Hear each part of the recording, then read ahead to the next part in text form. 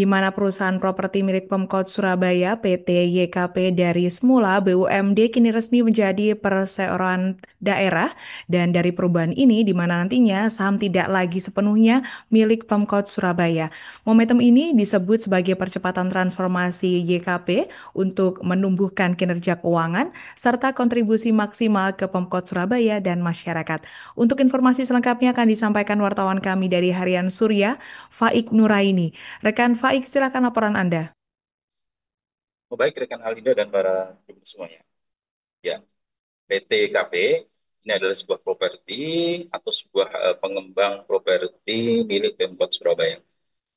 Ya, semula ini bernama YKP, Yayasan Keuangan Pembangunan Kota Madya Surabaya.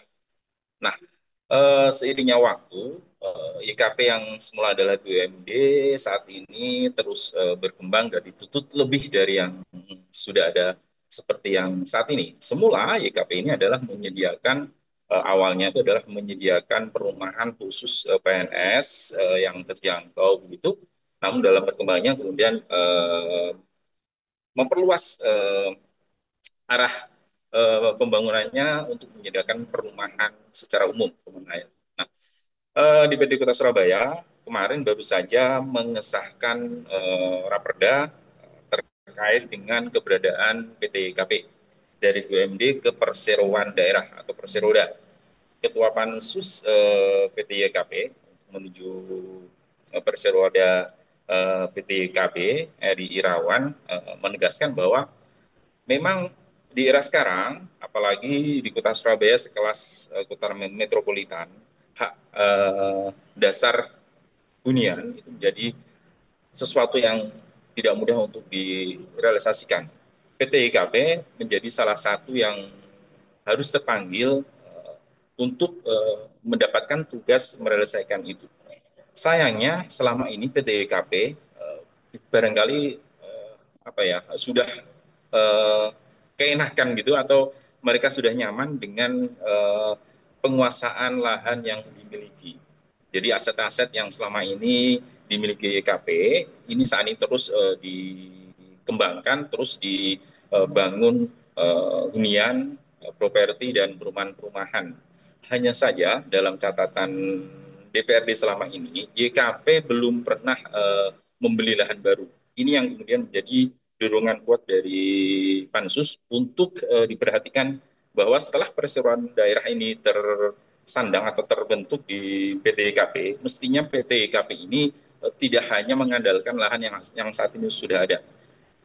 Edi Rawan sebelum pansus ini disahkan begitu sudah menggelar sejumlah rapat, kemudian memperkaya dengan kunjungan-kunjungan, termasuk bersinergi atau bersama dengan pengembang swasta dan pengembang di DKI Jakarta yang juga punya BUMD properti, dan intinya bahwa mereka memang sudah saatnya harus memiliki cadangan lahan untuk meneruskan code bisnis mereka di bidang properti.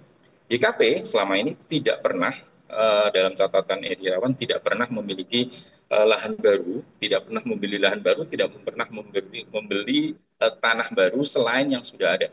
Saat ini tercatat hanya ada 80 hektar yang saat ini masih tersisa di milik PT IKP. Sementara perumahan akan terus dibangun oleh PT IKP.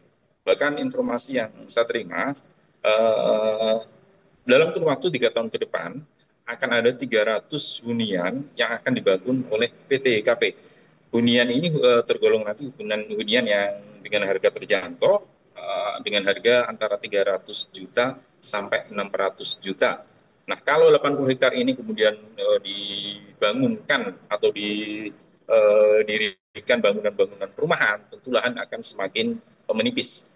Eri Irawan menantang dan mendesak kepada PT IKP setelah persoalan ini harus silahkan mengembangkan diri dengan luas, ekspansi bisnis dengan membeli lahan baru.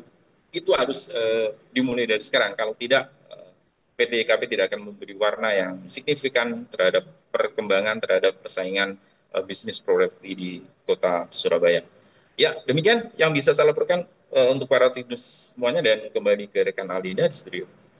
Baik, terima kasih rekan Faik atas informasi Anda dan selamat bertugas kembali. Untuk melengkapi keterangan kami, pemirsa, saat ini kami telah mewawancarai Eri Irawan, Ketua Pansus PT YKP DPRD Surabaya. Berikut laporannya. Ya, selama pembahasan pansus kemarin itu kita sengaja mengundang banyak sekali pengembang swasta yang kredibel seperti Grup Ciputra maupun dengan BUMD DKI Jakarta yang sudah sukses mengelola aset-aset Pemprov DKI untuk digunakan sebagai aset properti komersial.